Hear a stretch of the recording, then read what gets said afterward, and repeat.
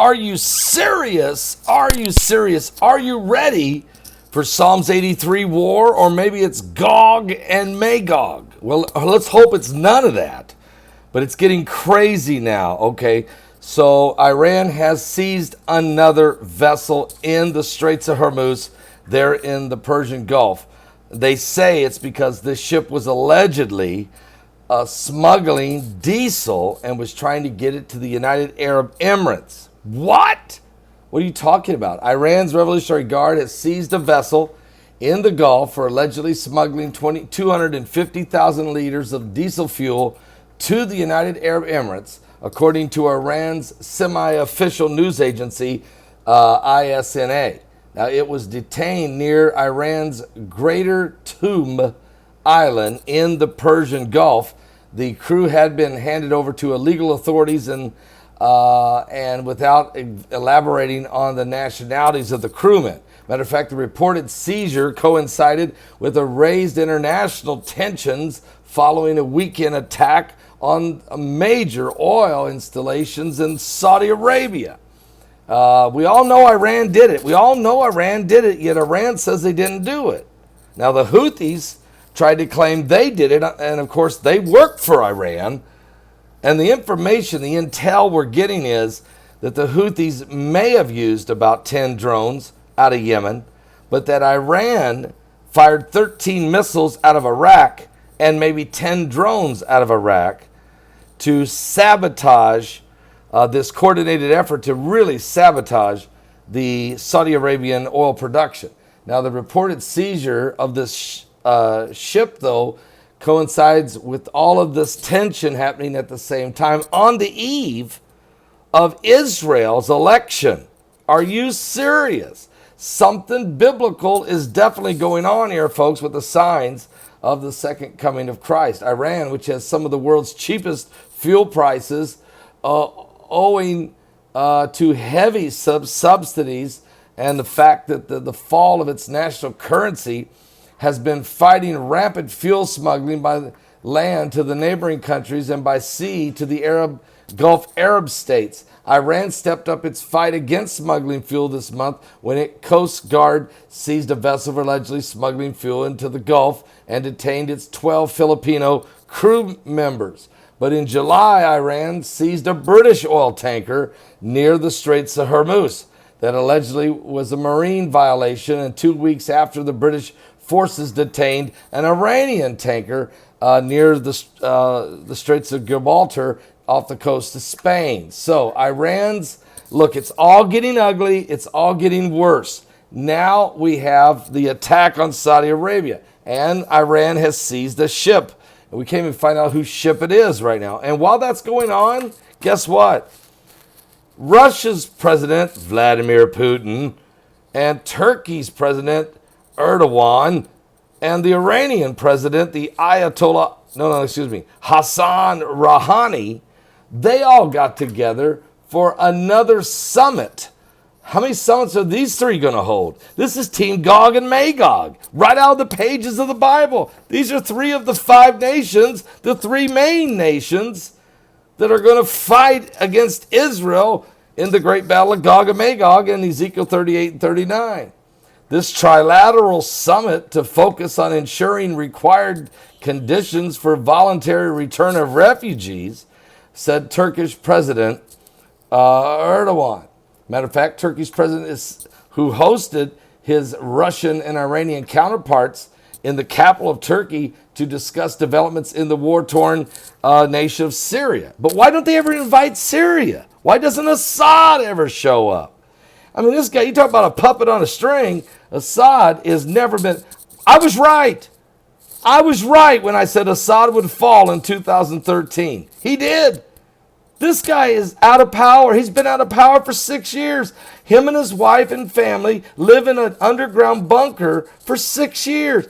Putin's been running Syria for 6 years, and he's allowed the Iranians to run around with all their rebel forces, and he's allowed the Al Qaeda and ISIS beheading and chopping people and the United States under the Obama administration sat there and watched it all. And don't get mad at me. That's not my words. That's the words of the former Secretary of State, John F. Kerry.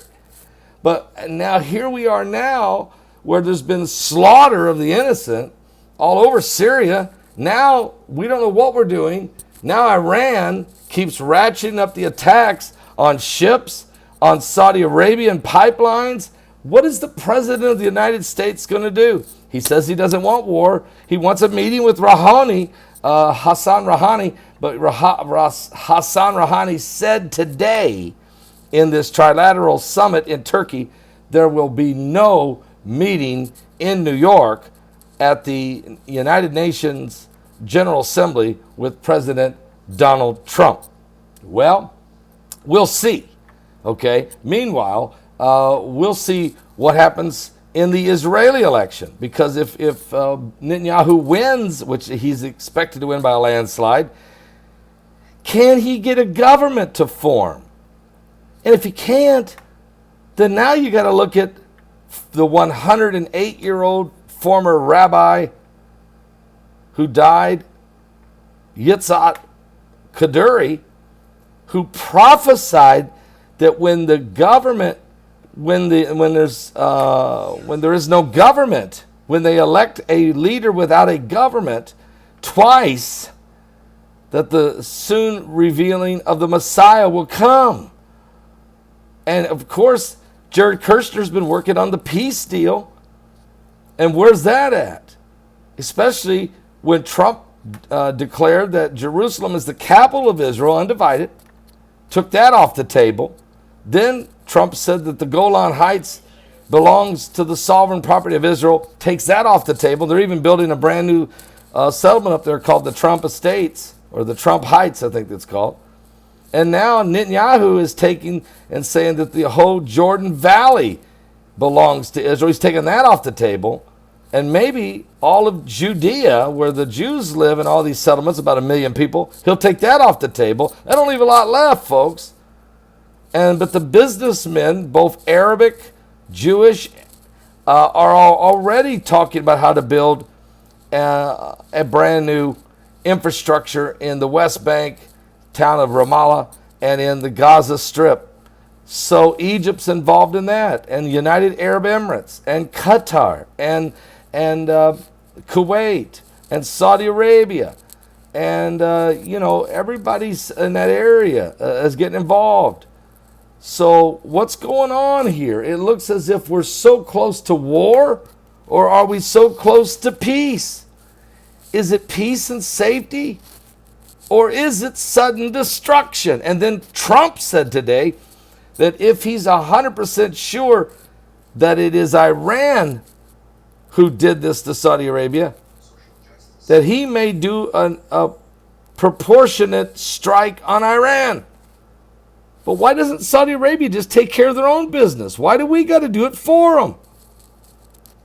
And then, of course, Israel's saying, why don't we just take care of business and eliminate Iran completely, since they're the ones causing trouble with threatening Israel every day, shooting at the Saudi Arabians now, hijacking Yemen with the Houthi rebels, basically hijacking Lebanon with the Hezbollah militants, and hijacking the Gaza Strip with Hamas. And then what about the Muslim Brotherhood over on in the Sinai Peninsula, who chant death to Israel every other day? We're in the end times. And then the king of Morocco, Mohammed VI, he wants to be in on the deal, and he wants to be in charge of the Temple Mount, taking it away from King Abdullah II of Jordan. So this is getting very intense. Get ready. Chaos in the Holy Land. I'll be back with more. No show tonight. No live show tonight.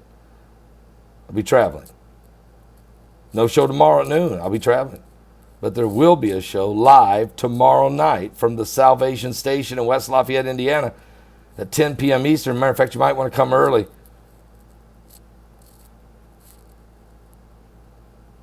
Is this Isaiah's Apocalypse? Get your DVD now. Give your life to Jesus Christ. We're running out of time.